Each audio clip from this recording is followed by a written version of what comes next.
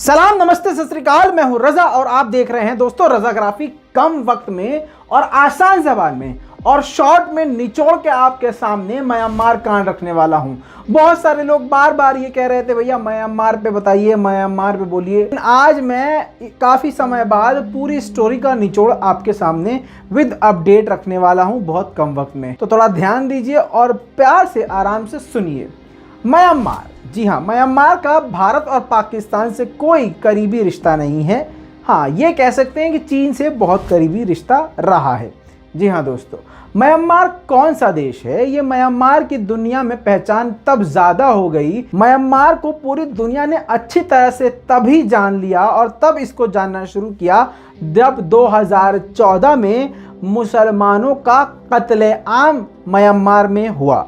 यहाँ पर भाइयों आप लोग समझ लीजिए, म्यांमार में जो है बौद्ध धर्म है। जी हाँ, वहाँ पर समझ लीजिए आसान भाषा में बौद्ध राज्य है। जितने भी बुद्धिस्ट हैं सारे वहाँ पर बुद्धिस्ट पाए जाते हैं। वहाँ के जो म्यांमार के मुस्लिम लोग थे, आप खैरी गूगल पे बर्मा मुस्लिम या म्यांमार मुस्लिम लिखे तो आपको पता चल जाएगा कि 2014 में कितना बड़ा कांड हुआ था। जी हाँ, जैसे यहाँ पर मुसलमानों को काटने की तैयारी की जा रही है भारत में, और आरएसएस और एक ग्रुप जो नकली हिंदुत्व के नाम पे ग्रुप बना हुआ है, जो हिंदू राष्ट्र की मांग कर रहे हैं और उन्हीं के द्वारा मुसलमानों को टारगेट किया जा रहा है। सेम टू सेम बर्मा में यानी म्यांमार में 2014 से पहले शुरू हो चुका था और 2014 में इतना बड़ा कांड हुआ कि मुसलमानों के हाथ पैर गर्दन काट काट के अलग करके एक जगह पर लाशों की ढेर लगा दी गई थी। ये पूरे म्यांमार में, पूरे बर्मा में किया गया था। मुसलमानों को ढूंढ ढूंढ के मारा गया था। यकीन जानिए, मैं ये नहीं कह रहा हूँ कि गर्दन काट दी थी, काटना अलग होता है,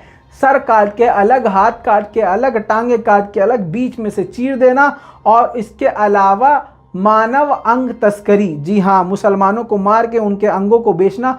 मतलब इतना बुरा हाल कि पूरी दुनिया में मुसलमानों पे अगर कहीं जुल्म हुआ है तो 2014 में म्यांमार में हुआ है। 10 लाख से ज़्यादा लोग, ये रिटन में डेटा मौजूद है कि 10 लाख से ज़्यादा मुस्लिम लोग म्यांमार छोड़कर भागे। भारत ने उनको घुसने नहीं दिया। थक हार के बांग्लादेश ने उनको जगह दी और वो उस जगह पर बांग्लादेश में जहां पर बाढ़ पीड़ितों को रखा जाता है, अभी भी वो वहीं पर मौजूद हैं और वापस म्यांमार जाने से मना कर रहे हैं। और म्यांमार के लोगों ने ही उनके साथ ऐसा व्यवहार करके भगाया था। ये कांड करने के बाद पूरी दुनिया में म्यांमार को जो जानता भी नहीं था वो भी जानने लगे। दोस्तों, ऐसी बात नहीं है कि मोदी सरकार का म्यांमार से लेना देना नहीं है।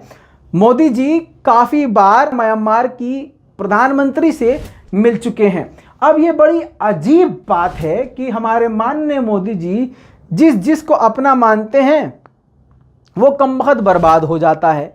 चाहे अब ट्रंप को देख लीजिए या इजराइल के नेतन्याहू को देख लीजिए, भैया किसी को भी देख लीजिए, हालात बहुत ख़राब हैं। बस यही दुआ कीजिए कि ये जाके हमारे मोदी जी तुर्की जाके एर्दोगान से हाथ ना मिला लें, और भैया दुआ करो कि अब या ईरान ना पहुंच जाएं और वहां जाके गले वाले मिल लें।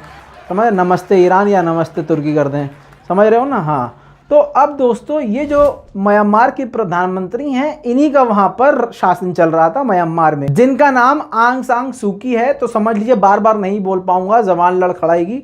तो आंग सांग जो हैं ये वहाँ की प्रधानमंत्री हैं। जी हाँ, अब वहाँ की जो सेना है 1 फरवरी को तख्ता पलट कर देती है। उम्मीद करता हूँ तख्ता पलट आप समझ ही गए होंगे, कितना बड़ा, बहुत बड़ा जुमला नहीं बोल दिया है। मतलब पूरी तरह से सरकार को छीन लिया है और सेना ने अपने कब्जे में ले लिया है। अब सारी दुनिया म्यांमार की सेना के खिलाफ है कि भैया ये तख्ता पलट गलत है, लेकिन चीन पूरी तरह से साथ दे रहा है, लेकिन खुलकर साथ नहीं दे रहा है। अंदर अंदर वो पूरा सेना को सपोर्ट कर रहा है। 1 फरवरी को पूरी तरह से, यानी 1 फरवरी 2021 को म्यांमार की आर्मी ने पूरी तरह से म्यांमार पर कब्जा कर लिया और सरकार के जितने बड़े बड़े नेता हैं, इवन जो वहाँ की प्रधानमंत्री हैं या बड़े बड़े नेता हैं, उन सभी को नज़रबंद किया गया है। 1 फरवरी से आज का दिन आ चुका है और लगातार वहाँ पर प्रदर्शन जारी हैं। दोस्तों, प्रदर्शन इस तरह के हो रहे हैं कि लाखों लोग बिना अपनी जान की परवाह किए सड़कों पर उतरे हैं, जबकि प्रदर्शन करने वालों पर सीधा फायरिंग भी म्यांमार की आर्मी कर चुकी है। कई लोगों की जान जा चुकी है और सैकड़ों लोगों को जेल में ठूसा जा चुका है। इसके बावजूद लगातार लाखों लोग सड़कों पर उतरे हैं अपनी जान की परवाह किए बिना। इस बीच में इस तानाखींची में अभी कोई बोले ना बोले, लेकिन अमेरिका ने कड़ी इसकी निंदा करते हुए कहा है कि हम पूरी तरह से पाबंदी म्यांमार पे लगा देंगे। हालांकि म्यांमार पे पाबंदी अमेरिका लगा चुका है, लेकिन अभी क्लिंटन ने अभी 4 दिन पहले फिर से, यानी अमेरिका ने फिर से म्यांमार को धमकी देते हुए कहा है सेना को कि हम इस पर बहुत बड़ी कार्यवाही कर सकते हैं और पाबंदियों को और भी ज़्यादा सख्त कर सकते हैं। इसके बावजूद म्यांमार की सेना जो है रुकने और झुकने को तैयार नहीं है। म्यांमार की सेना का एक तरफ ये तर्क है कि आने वाले कुछ वक्त में हम इस पूरी सरकार को वापस जो है हम सरकार के हाथ में दे देंगे और वापस जो है इसका हम काम छोड़ देंगे। लेकिन सवाल ये पैदा होता है कि आखिर ऐसा क्यों किया। तो उनका तर्क ये है कि जो चुनाव हुए थे ये चुनाव फर्जी थे।